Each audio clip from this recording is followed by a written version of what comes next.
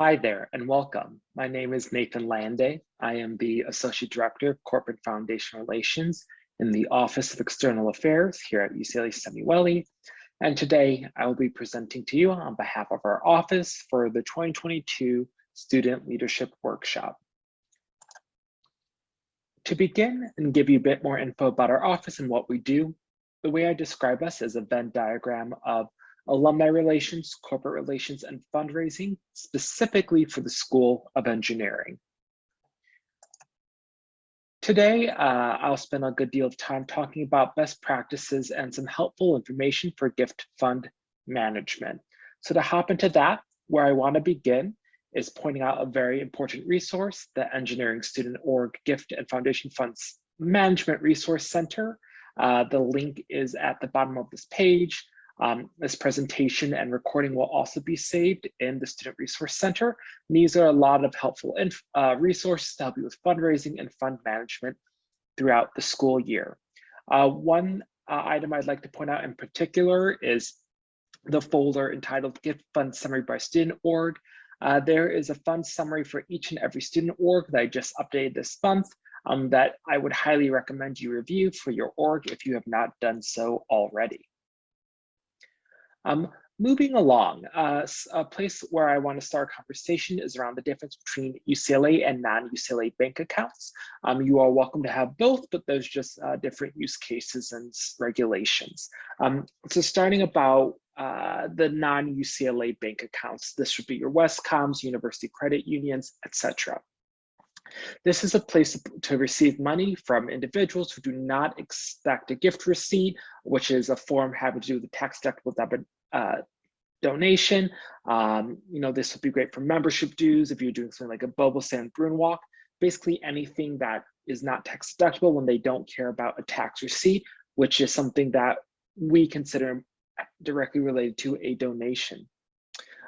Going next, the next box down, use cases. This is good for petty cash, small reimbursements for things like pizza, whether you're using Ubers to go places, prizes, and gifts, basically anything that only involves a receipt. As far as fees on these non-UCLA bank accounts, that would just be anything that the bank states. This is the next item is very important. I want to highlight as far as tax liability, the student or students whose social security number is listed as the responsible party on the EIN paperwork with the IRS or the bank account are responsible for any tax liability on the bank account. So please make sure you know who the responsible party is on your non-UCLA bank account. More importantly, confirm that they know that they are the responsible party, so they make sure to take care of anything that needs to be taken care of as far as tax liabilities. And if you have questions, unfortunately, since it's a non-UCLA bank account, this is no UCLA staff would really be able to help you. You need to work with the bank directly. Moving over to the right side of the screen, talking about UCLA bank account. For the purposes of today's discussion, this will predominantly refer to UCLA gift funds. So the money that should go into these accounts is money from individuals who expect a gift receipt, or basically any company or corporation. That is because when you reach out to a company and as an organization at UCLA, the assumption is that you are representing the university, so they are expecting official recognition for contributions. So really, anytime you're getting gift, sponsorships, career fair registrations, or someone wants a gift to be tax deductible, that's when it goes into this bank account. What you should spend the money on is things like supplies for projects, UCLA or ASUCLA, because then you can use recharge. Conference registration, travel expenses is another good use for this, because then you can use UCLA travel services, which offers insurance. Basically anything that involves an invoice, contract, or campus recharge. I will note that if you take money as a gift, there is a 6.5% gift fee. I'll speak more in a moment. Any liabilities around taxes, UCLA is responsible for all gift funds.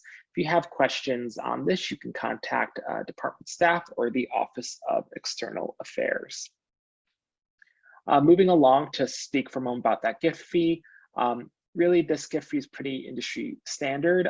You see at the bottom of the page, 5 to 6.5 is the range across all UC campuses. And what this fee covers is the administrative expense associated with the whole gift process that allows us to maintain a 501c3 status and make those gifts tax deductible. So it's basically the cost of all the paperwork and back end involved with operating as a nonprofit status here in the US. Also, I like to highlight donors can cover opt to cover the fee, and I highlight the math there, and happy to answer more questions about this later. Now, to zoom in specifically on gift fees, there's two types of gift fees. I'll briefly touch on it today. There's more information in each of your gift fund summary documents, but to quickly talk about the two types, there's foundation and regental. So the names come from the who, as I put, owns it. Foundation gift funds live in the UCLA Foundation, and regental gift funds live on campus, which is part of the UC Regents. So you see the names there. To use the analogy, foundation funds are like savings account, and regental funds are like checkings account. And to explain that a bit further, for the savings account, you can only take money in, you can't spend money out of it. But with a checking account, you can deposit or take money in and spend money out. Same situation here. So to spend money out of a foundation gift fund, you have to do a process called a drawdown, versus a regental gift fund, you can spend money directly out of.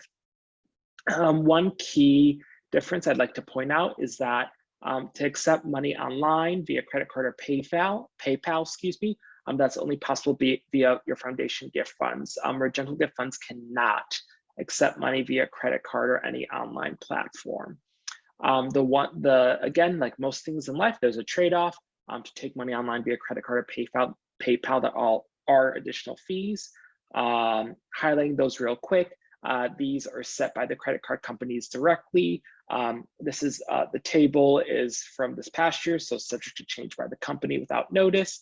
But in the sake of transparency, we just like to share with you that this is the processing fees charged by the companies to UCLA that UCLA pays for from the gift itself.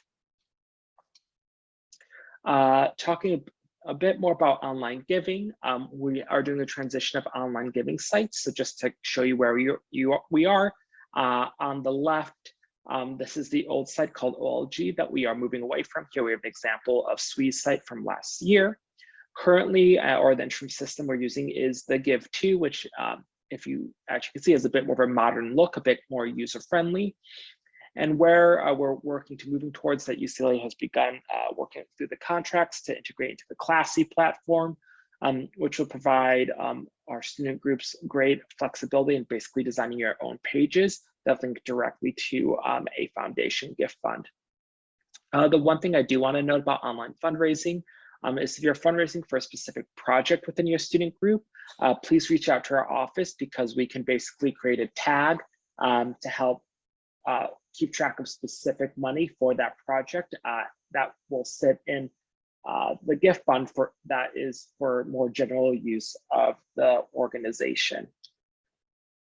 So I know you might be wondering, well, what does our org have? Well, here's a table, and again, this file is available in that resource folder.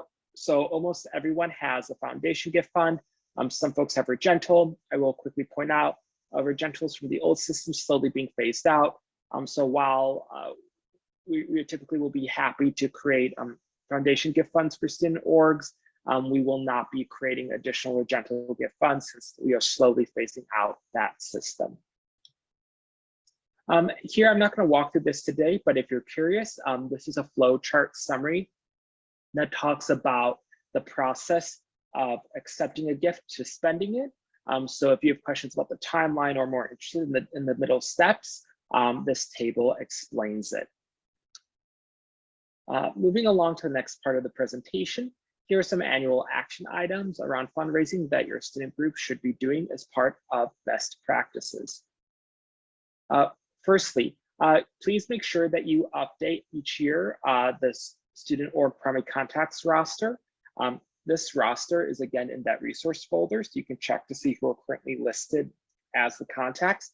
This is the exclusive list that us in the Office of External Affairs use to know who to notify when you get gift funding. And so it's really important this is up to date so that your org knows when and where you're getting money from, so that we can convey that to you all.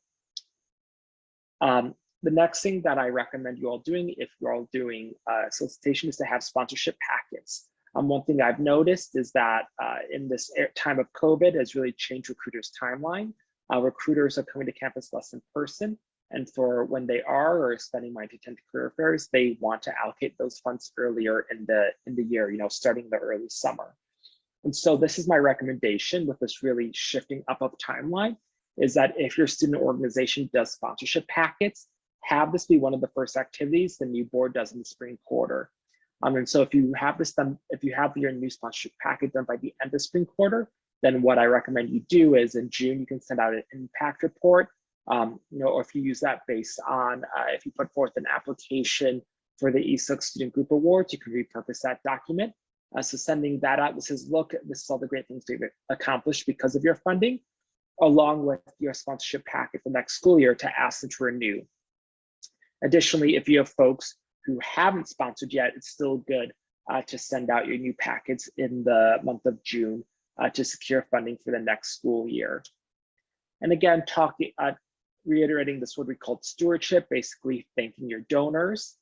It's really important to let your donors know of their impact and ways to express gratitude. And so look at the final bullet point there, things like inviting sponsors to events. If you're writing a newsletter, send it to your sponsors, sending an end of year report with photos. It's really your job to be stewards of the relationship so that these sponsors continue to give to the universities for many years, even after you have graduated. Here is my contact information. Again, I encourage you that when you have more time to sit down, work through this presentation. There are also a number of appendix slides that have helpful information. But at this time, I welcome questions from the audience. Thank you.